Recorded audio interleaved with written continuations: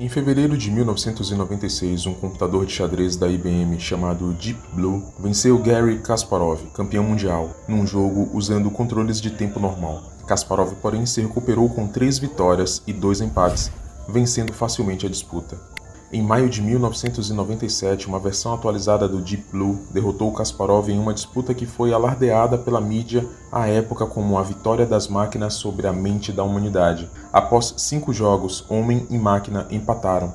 Porém, Kasparov foi vencido no 6º jogo, estampavam os rodapés dos jornais. Essa foi a primeira vez em que um computador venceu um campeão mundial em uma disputa. Na época, Kasparov declarou que muitos fatores pesaram contra ele nesta disputa. Em particular, foi negado a ele o acesso aos jogos recentes do Deep Blue, enquanto o time do computador poderia estudar centenas dos jogos dele.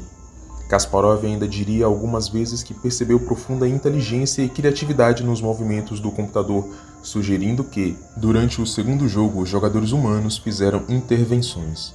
Em resposta, a IBM negou que tenha trapaceado, dizendo que a única intervenção humana ocorreu entre os jogos. A regra para que os desenvolvedores modificassem o programa entre jogos foi uma oportunidade que utilizariam para reforçar as fraquezas nas jogadas do computador, reveladas durante o curso da partida. Kasparov requereu acesso aos registros da máquina, mas a IBM se recusou. Garry Kasparov pediu uma revanche, mas a IBM negou e aposentou o Deep Blue, o que foi visto por muitos como uma forma de encobrir evidências de adulteração durante o jogo. Em setembro de 2022, o então campeão mundial de xadrez Magnus Carlsen, considerado por muitos o mais bem ranqueado da história, tendo o maior rating de pontuação já registrado no jogo, abandonou sua partida após uma jogada de Hans Niemann, um jogador de 19 anos com um ranking muito inferior ao de Magnus. O mesmo aconteceria pouco tempo depois em outra partida contra Niemann. Após 2 movimentos, mesmo estando com as peças brancas, o que lhe confere a vantagem de jogar primeiro, o campeão mundial invicto às 53 partidas deixou o jogo. Kasparov, o ex-campeão, afirmou sobre esse ocorrido ser o maior escândalo do xadrez desse tipo nos últimos 50 anos.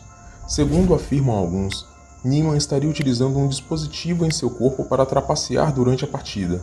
Para os grandes mestres enxadristas, é muito difícil que um jogador possa alterar sua jogada como Niemann fez durante a partida, sem auxílio de suporte eletrônico.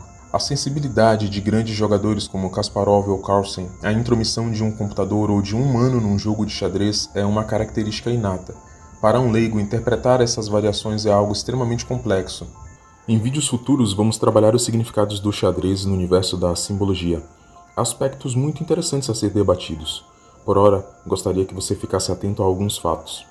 Em que pese o xadrez não ser tão famoso no Brasil, este jogo é tradicional em muitos países cuja história impactaram os rumos do poder internacional.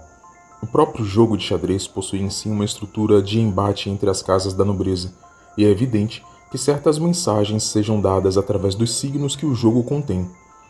Preciso que você compreenda também que existem protocolos que grupos poderosos precisam seguir obrigatoriamente, e por mais estranho que pareça, o xadrez faz parte desses protocolos. Quando o jogo foi utilizado em 97 para enviar esta mensagem, a de que a tecnologia estava para ultrapassar os homens, grupos de interesse compreenderam os sinais, os truques. A desistência de Carlsen contém também sinais enviados para os que sabem interpretar os significados. Um truque. Agora vamos linkar esses eventos com o Neuralink. Essa semana a FDA, Foods and Drugs Administration, ou seja, a Administração de Comidas e Drogas, deu autorização ao grupo de Musk para iniciar os testes do Neuralink em humanos. Teoricamente, o Neuralink seria um dispositivo capaz de criar uma interface entre o cérebro humano e um sistema de computadores. A pergunta que a maioria dos teóricos tem proposto é: como a humanidade poderia lidar com a intrusão de uma inteligência artificial no convívio humano? Como, por exemplo, poderíamos ranquear uma partida de xadrez onde um dos players estivesse amparado por um computador em seu cérebro? Quem regularia as funções dos indivíduos numa sociedade em que não há mais diferenças entre intelectos? Nós aqui, porém, iremos na contramão desse raciocínio questionando: por que eles precisam criar uma interface humano-máquina? Por que a inteligência artificial precisa estar conectada ao homem?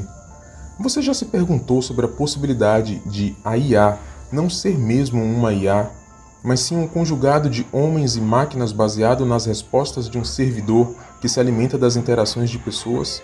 Talvez estejamos sendo levados a acreditar num truque para então tornar o truque real.